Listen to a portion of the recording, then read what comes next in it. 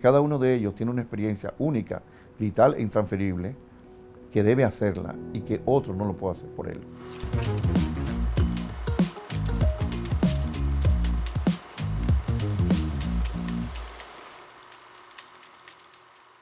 Soy Fidel Múnich Eusebio, dominicano. Nací en Santo Domingo y me crié en San Cristóbal.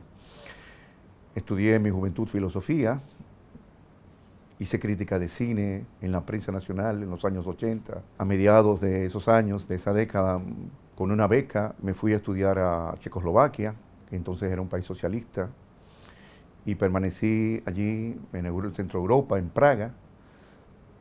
Me fui por 4 años, pero duré 8 y regresé al país a mediados de los años 90 y desde entonces resido en mi país y me dedico a la docencia universitaria.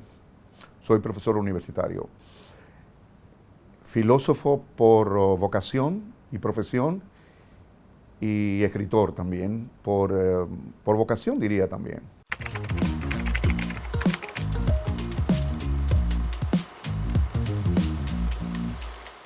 Tengo recuerdos muy agradables.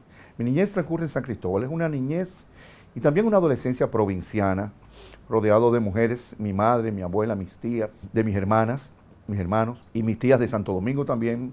Mi madre me traía con frecuencia a la capital a visitar a mi otra familia paterna, a mis tías. Tengo muy bellos recuerdos de esa época, de una familia muy politizada, porque siendo pequeño me enteraba de los acontecimientos políticos, por ejemplo, del desembarco de Caracoles, del coronel Camaño, con apenas 11 años por cumplir, y otros acontecimientos. Y de mi adolescencia, recuerdo también mi integración a la juventud católica. Yo me crié con padres, con curas, agustinos recoletos, que me orientaron en ese momento difícil y crítico de la adolescencia y de la primera juventud. Y tengo recuerdos muy agradables, me orientaron en la vida, me enseñaron un camino, me dieron un método, me enseñaron el amor a la lectura, el amor por el estudio, y les agradezco eso infinitamente. También en esa época, ya de la adolescencia, de la rebeldía, me ligué a la izquierda, a partidos de izquierda. Estuve entre ambos, digamos, entre dos mundos. Por un lado el cristianismo católico y por otro lado el socialismo marxista, ¿no? Y estoy hablando de los años 80 en una época en que había mucho diálogo y también mucha confrontación. Creo que cuando miro atrás mi niñez provinciana en San Cristóbal, rodeado de mi madre, mis hermanas, mis tías, pues sí me siento muy feliz. La casa materna se vendió y siento nostalgia por eso. Pero siempre estoy ligado digamos, a ese pueblo, ¿no? donde yo crecí.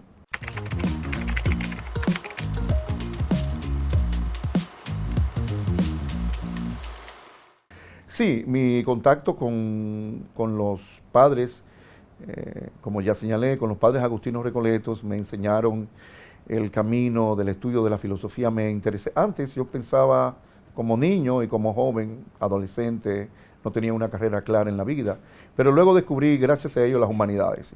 Y también a mis amigos de la izquierda, socialistas, marxistas, vi que el camino de mi vida estaba por las ciencias humanas, pero también por las artes. Ya en la adolescencia me interesaba mucho el cine, la literatura, y me fui por ese camino y encontré en la filosofía del arte un medio de conciliar ambas cosas, tanto las humanidades como las artes. De ahí mi amor por la estética, ¿no?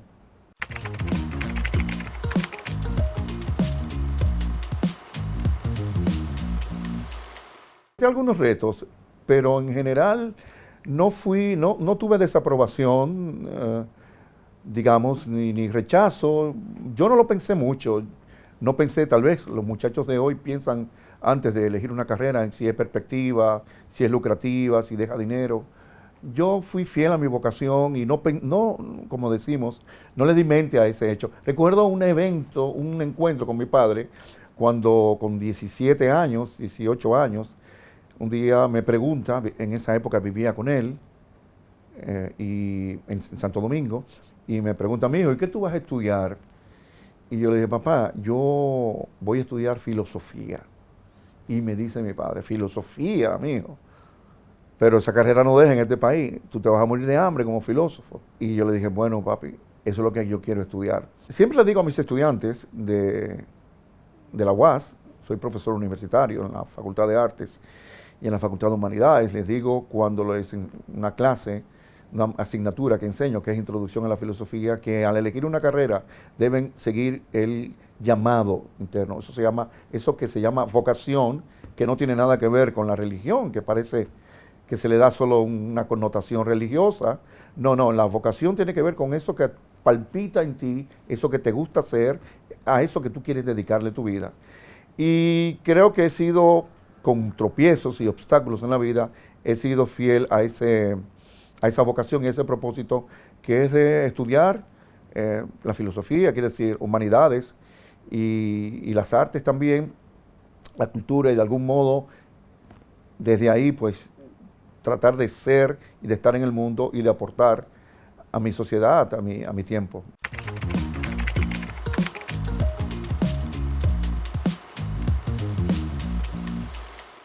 El viaje a Praga fue mi primer viaje. Tenía 25 años, el primer viaje en la vida, la primera vez que me montaba en un avión. Había recorrido un camino en el país, ya tenía una licenciatura en filosofía. Yo estudié en la Universidad Católica Madre y Maestra, que entonces era Ucamaima, hoy es Pontificia. Estudié antes de ser Pontificia y me gradué incluso con honores y tal, en una época en que estudiaba mucho. Me gustaba lo que hacía, me gustaba lo que estudiaba. Y conseguí la beca y eso me abrió las puertas al mundo. O sea, empecé a ver, a recorrer el mundo y llegué a Praga, esa maravillosa ciudad. Cambié de país, de cultura, de lengua, de sistema económico y político y social. Y fue para mí un acontecimiento fundamental en mi vida, la beca de estudios que logré en la Checoslovaquia socialista de entonces, que me permitió hacer el doctorado en filosofía. Y el otro acontecimiento, aparte de mi llegada a Europa Central, a Bohemia, que así se llama la región, cuya capital es Praga, el otro acontecimiento fueron los cambios políticos que se sucedieron en el año 1989, a partir de noviembre, a la semana de la caída del muro de Berlín, en el país donde yo vivía, que era Checoslovaquia.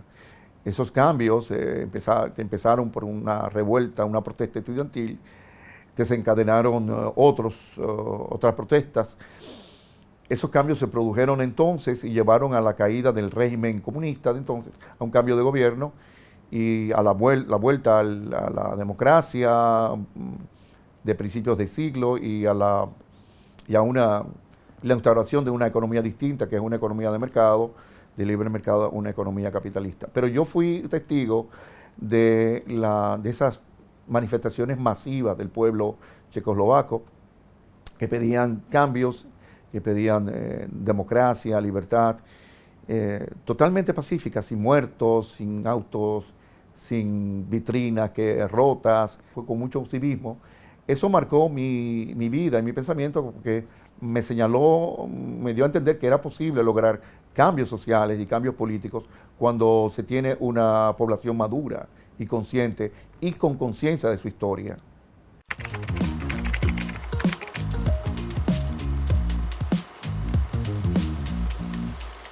Bueno, el primer desafío fue la búsqueda de empleo. Tenía que vivir.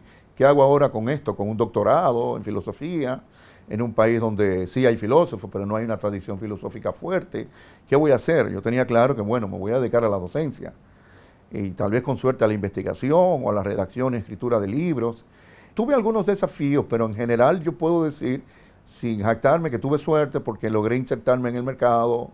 Entré a trabajar como traductor en el Banco Central a los 4 meses de regresar al país y en el mismo mes, en abril de 1996, también logré entrar a la Universidad Autónoma de Santo Domingo para dar clases como profesor viajero. Se le llama profesor no residente. Creo que fui afortunado. Y es curioso porque cuando regresé al país, en ese diciembre del 95, le dije a mi madre, mami, me voy a dar un año, voy a estar aquí un año. Si no consigo trabajo, yo me voy de nuevo de este país. Y a los 4 meses, no sé si era mi destino, porque yo había apostado por retornar a la patria, a volver acá.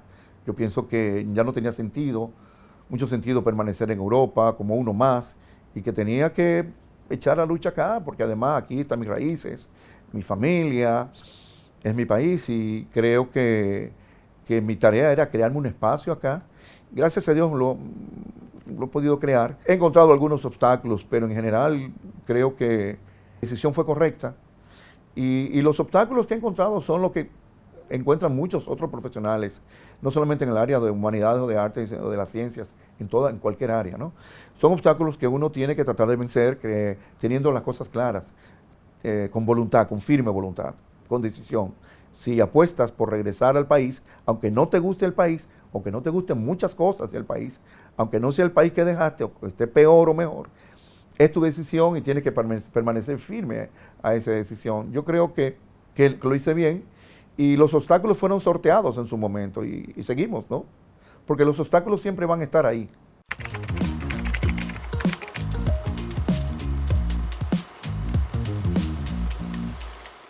Mi familia nunca se opuso. Vengo de una familia de mujeres dominantes, enérgicas, vitales, impetuosas, pero también muy solidarias. La familia es muy solidaria, tanto la familia Eusebio como la familia Múnich. Siento que con el tiempo pues he ido perdiendo, ya no están en este plano temporal algunas de ellas, de esos miembros de la familia. Pero la familia siempre me apoyó, siempre me vio como el muchacho estudioso, dedicado, un poco nervioso también, pero que a Fidelito hay que apoyarlo, ¿no? Fidelito es un buen muchacho y que siga para adelante, Fidelito. Hay algo que debo de revelar, que en mi adolescencia yo quería ser cura, ¿no? Es algo que poca gente lo sabe. Yo fui seminarista con los padres Agustino Recoleto porque sentí un poco, en un momento creí que había en mí una vocación religiosa por el sacerdocio, pero pronto me di cuenta que no, que sí compartía con ellos la filosofía, la teología, el amor por el estudio, por la lectura, el camino, el rumbo que me señalaron, pero que no tenía vocación. Mi familia se sorprendió cuando entré al seminario y también se sorprendió más cuando salí. Pero en todo caso me apoyó. Yo siempre tuve apoyo de mi familia, siempre. Y eso lo agradezco mucho.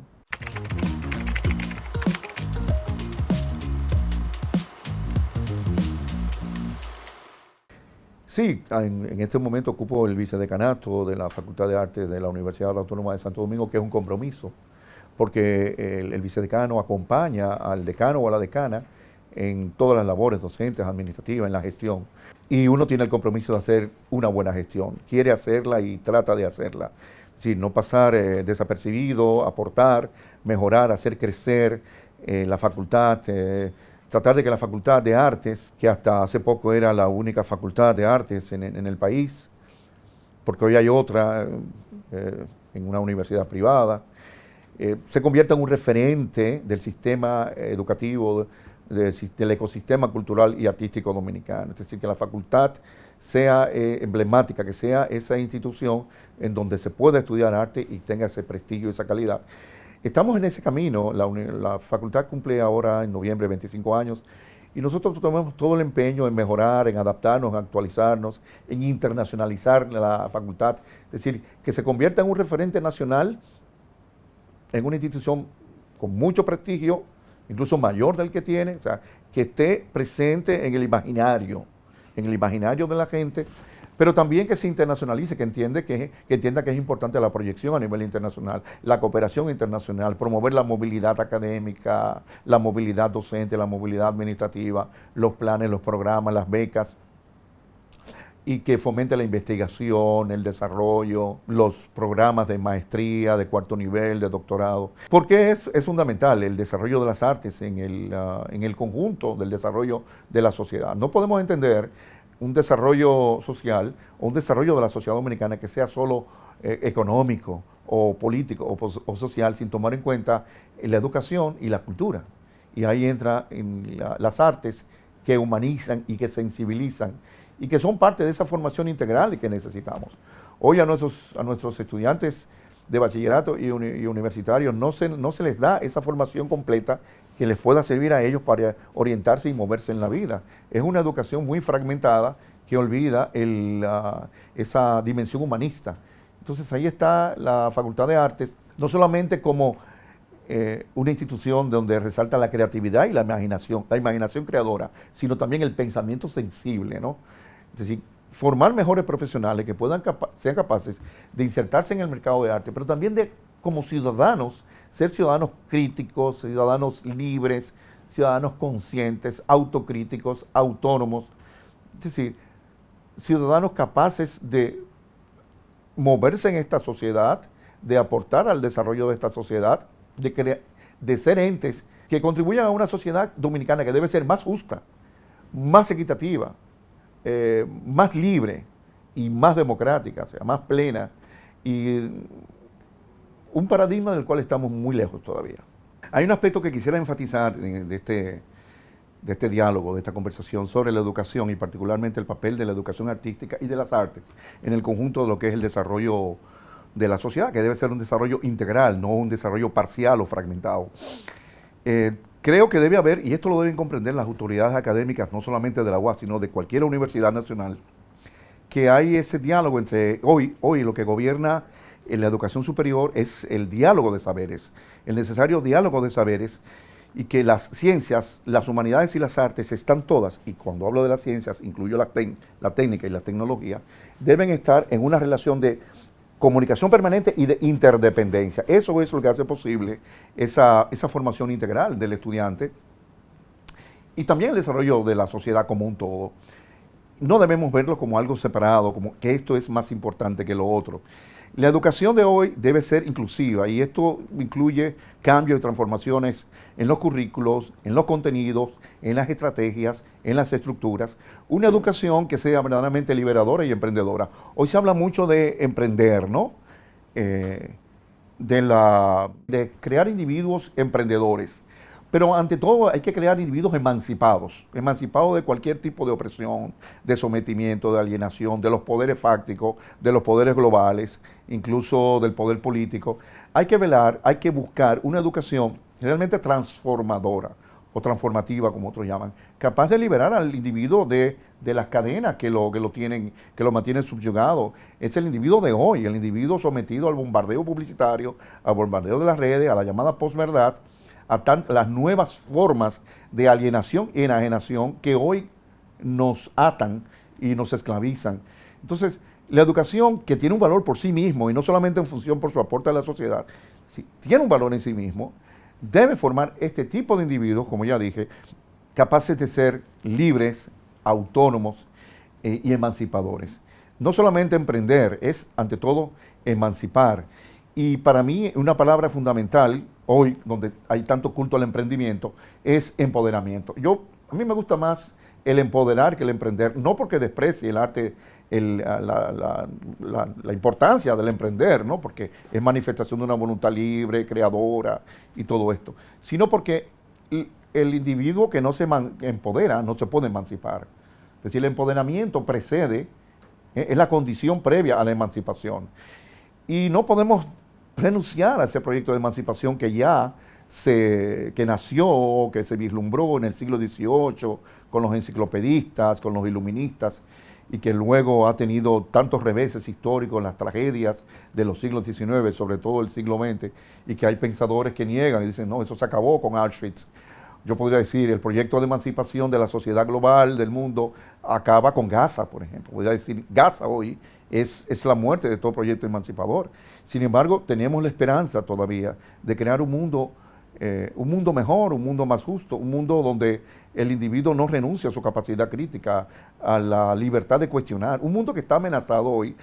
Vivimos en un mundo caótico, un mundo fragmentado, un mundo donde hay mucha muerte y destrucción, donde hay grandes peligros que nos acechan por todos lados, el armamento, la carrera armamentista, el desastre medioambiental, la superpoblación, la crisis de los alimentos, las guerras.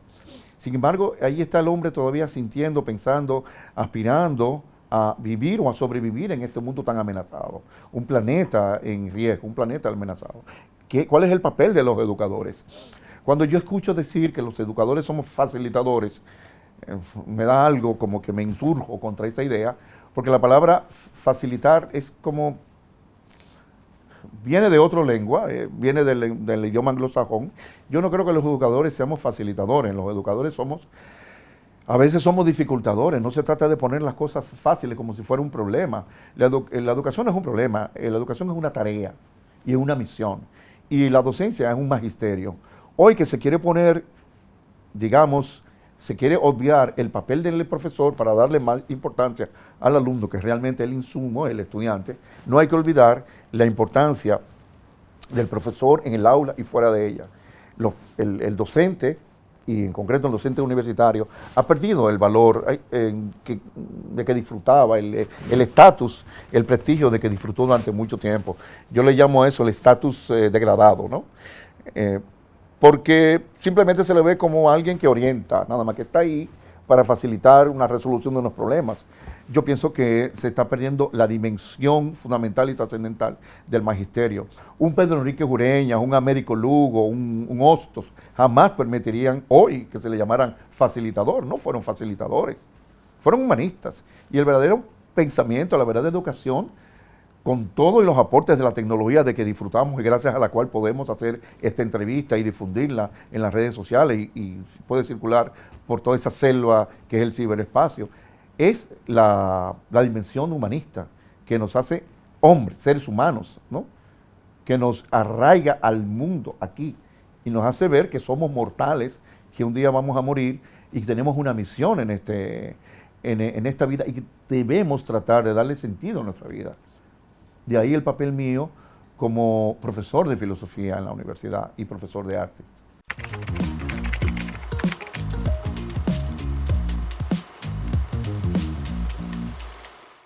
El mayor obstáculo es la indiferencia y la apatía de mucha gente.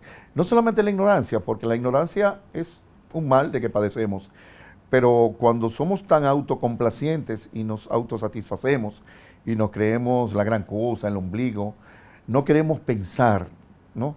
Esta es una sociedad que se niega a pensar. No es lo mismo pensar que opinar. En los espacios televisivos y mediáticos y radiales se opina mucho, están los opinólogos, los influencers y tal, pero pensar exige disciplina, como lo tenemos acá, rigor, dedicación, meditación. Pensar significa encontrarme con mí mismo, cuestionarme a mí, cuestionar al mundo, sentarme, tomar un tiempo, en lugar de hablar, mirarme hacia mí mismo, ¿no? Pensar es difícil, y pensar es una de las cosas más difíciles del mundo. De ahí que la gente se niega a ello. Cuando yo digo, no digo opinar, la gente cree que piensa porque dice cualquier cosa. Pensar es un oficio, uno de los oficios más retadores, yo diría, del mundo. Pero nos negamos a pensar. ¿Y cómo podemos cambiar un mundo, cambiar una sociedad, cambiar una realidad si nos negamos primero a pensarla o a repensarla? Entonces la tarea de nosotros es crear arte, pero también pensar el arte. Crear vida, pero también pensar la vida.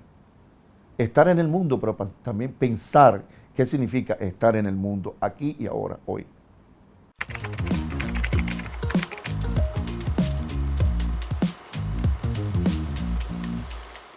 Es un continuo aprendizaje, he aprendido, no termino de aprender porque uno sigue cometiendo errores. La vida es un tanteo, es eso, prueba de ensayo y error, continuamente. He aprendido que soy un ignorante, que no debo ser un pseudo doctor, un pseudo sabio, debo buscar la verdadera sabiduría, que la felicidad no es algo que está dado, es un propósito, digamos, que uno debe tratar de ser feliz con lo que hace, que debe tratar de obedecer ese llamado y ser fiel a la vocación. Haz aquello que te gusta hacer sin dañar al otro, y si te pagan por ello, pues mucho mejor. Por eso yo enseño, porque es, como digo, un apostolado, un magisterio. Me gusta enseñar, me gusta comunicar experiencias, y aunque a veces parece tedioso en la tarea de la enseñanza, con estudiantes que son apáticos, que son indiferentes, o que solo van a la clase por la nota, yo trato de enseñarles de que no se trata solamente de eso, de poner una nota. Se trata de hacer un recorrido en la vida, de recorrer un trayecto, de crecer, ¿no? De hacer una experiencia en este mundo y que cada uno de ellos tiene una experiencia única, vital e intransferible, que debe hacerla y que otro no lo puede hacer por él.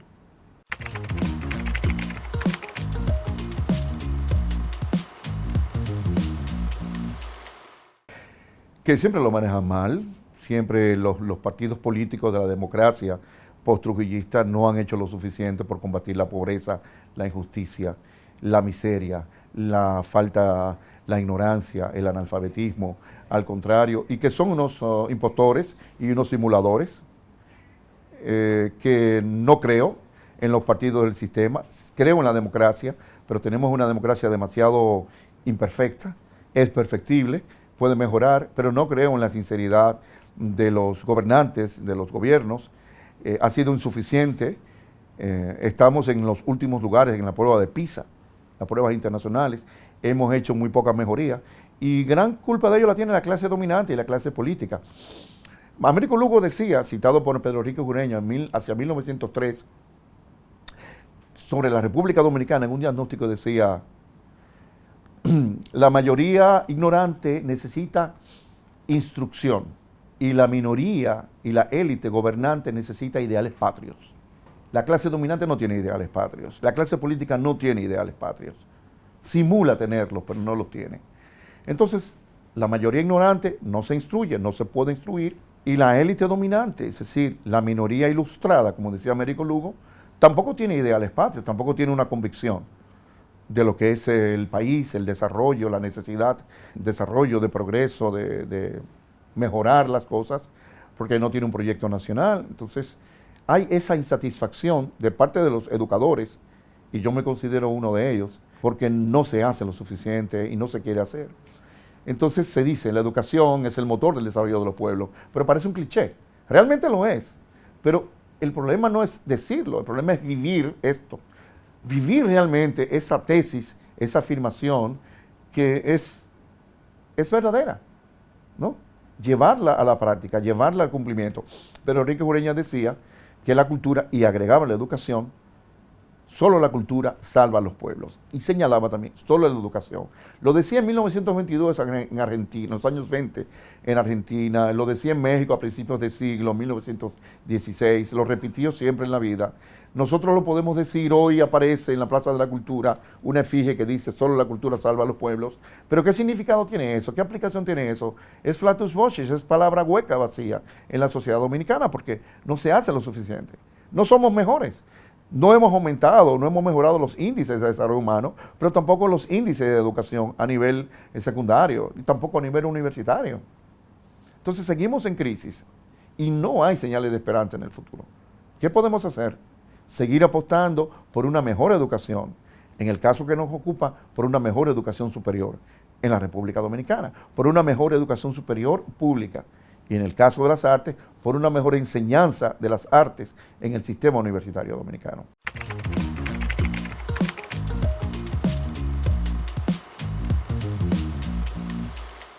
No solamente puede contribuir, es vital. Sin un pensamiento crítico, y yo le agrego el pensamiento sensible, porque es ese que te hace descubrir el valor de la obra de arte. Cuando vas, por ejemplo, a una exposición de H.R. Suriel, cuando visitas Fórmula 1 y ves todo esto maravilloso, espléndido, asombroso y contundente, dice, ¿qué ha significado esto? ¿Qué tiene que ver eso con el desarrollo social y cultural? Claro que sí, claro que nos conecta con nuestro mundo, claro que es una crítica y una denuncia y una manifestación del mundo que vivimos hoy. No son solamente obras hechas para el disfrute estético, el disfrute estético está ahí, la parte lúdica, gozosa, pero hay otra parte en la obra de arte que es reflexiva, que ella te lleva a pensar el mundo y ver el mundo con otros ojos. Y eso es lo que nos hace ver la obra de H.R. Suriel, por ejemplo, visitada por mí 5 veces mientras estuvo expuesta en el Museo de Arte Moderno. Y lo que hacen también otras exposiciones de otros artistas. Sin pensamiento crítico en la enseñanza universitaria y también en la enseñanza media, no hay nada. El pensamiento crítico te lleva a dudar, a cuestionar, a ver que no vivimos en el mejor de los mundos posibles. Nada del optimismo leibniziano, sino que vivimos tal vez en el más atroz de los mundos posibles. Solo hay que fijarse hoy cómo el mundo está desgarrado por genocidios, por masacres, por bombardeos. Y que estamos, a veces uno siente que realmente estamos al borde de un desastre, de una catástrofe, de una hecatombe nuclear. Y nosotros seguimos en la isla como si nada, viviendo, bailando, celebrando. Y tú me dirás, pero Fidel, ¿qué podemos hacer? Estar atentos. Como decía Michel Foucault, el filósofo francés, la conciencia, mantener la conciencia despierta e inquieta sobre nuestro mundo, ¿no? Y una última cosa, para no parecer muy desalentador, como decía Antonio Gramsci, ese gran pensador marxista original, actuar y pensar. Actuar con el optimismo de la voluntad, pero pensar con el pesimismo de la inteligencia.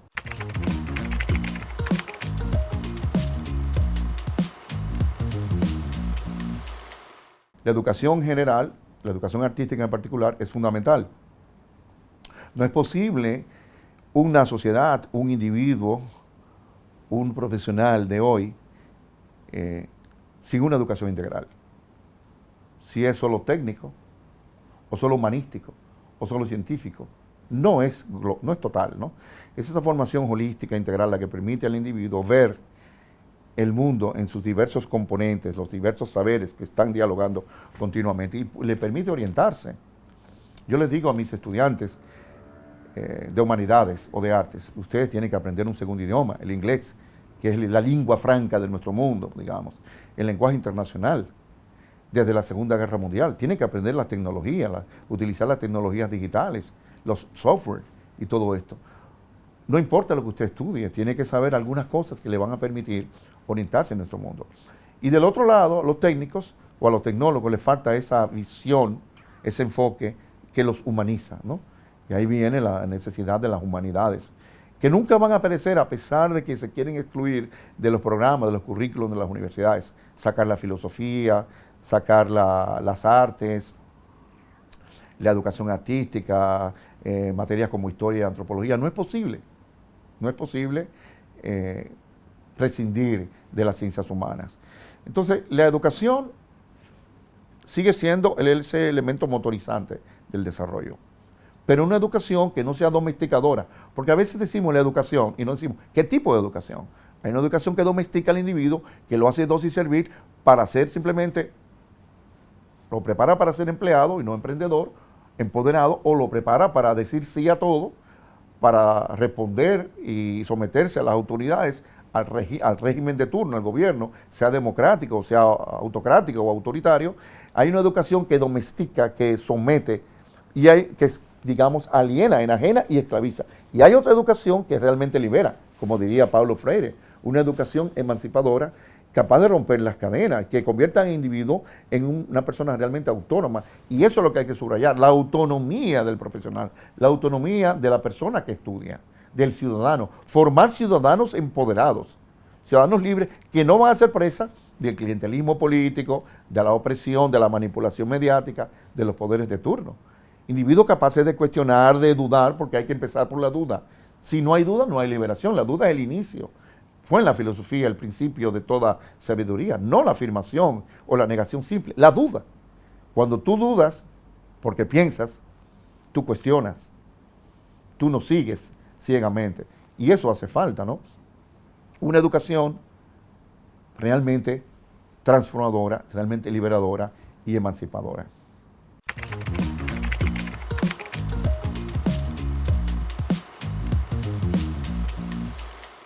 Hay que ampliar el horizonte democrático, hay que democratizar más, hay que independizar las instituciones, los poderes del Estado. Hay que abandonar las prácticas clientelistas, hay que educar más a la población. Tal vez es un harakiri para la clase política, porque el mismo Freire diría, no conviene una educación liberadora para la clase dominante. Como el poder no lo va a hacer porque el poder quiere que sigamos siendo ignorantes, que no sepamos leer ni escribir o leer un texto de manera comprensiva y analizarlo.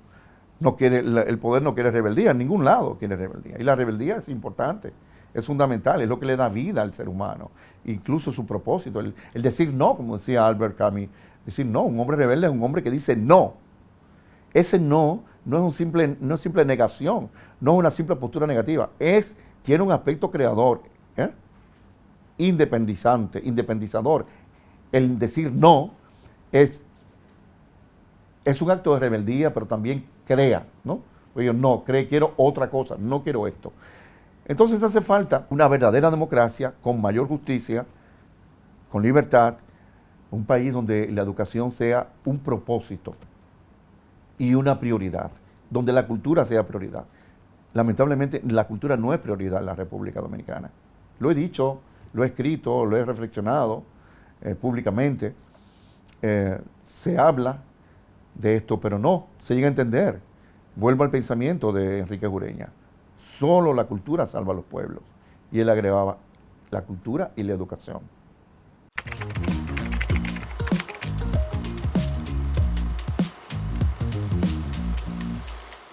Esa pregunta siempre se la hacen a los demás y no sé cómo responderla. Realmente no me lo he planteado. Me gustaría ser recordado con cariño, ¿no? Como una persona inquieta, apasionada, nerviosa también, y que quiso ser auténtico y dejar un legado, transitar por este mundo, hacer el bien. Eso me queda del cristianismo. Creo que te recuerden con amor y cariño es suficiente. No importa lo grande que tú hayas hecho, la cantidad de libros que hayas publicado o lo buen profesor que hayas querido ser, pero que haya un buen recuerdo, creo que quede en la memoria de los demás.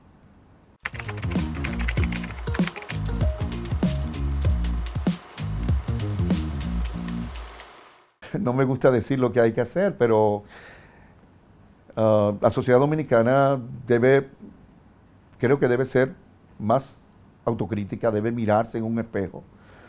Debemos ser personas más humanas. Hemos perdido mucho la humanidad, nos estamos deshumanizando por muchos motivos, la sociedad de consumo, la indiferencia, la apatía, los vecinos no se tratan, los compueblanos tampoco, los compañeros. Hay una guerra parece que de todos contra todos. Los jóvenes están desorientados. Este tipo de programa cumple un papel, ¿no? De orientación, porque la comunicación tiene un papel, una función social que hacer en la construcción de la ciudadanía, en la construcción de la sociedad. Y creo que la sociedad dominicana que está luchando contra la pobreza, que está imbuida por el consumismo desenfrenado, por la violencia, por la delincuencia, la criminalidad, la corrupción, es una sociedad que está perdiendo su capacidad crítica. Creo que debemos volver a eso, debemos volver a vernos a nosotros mismos como un espejo, como individuos y como sociedad, y saber qué queremos ser, de dónde venimos y hacia dónde vamos.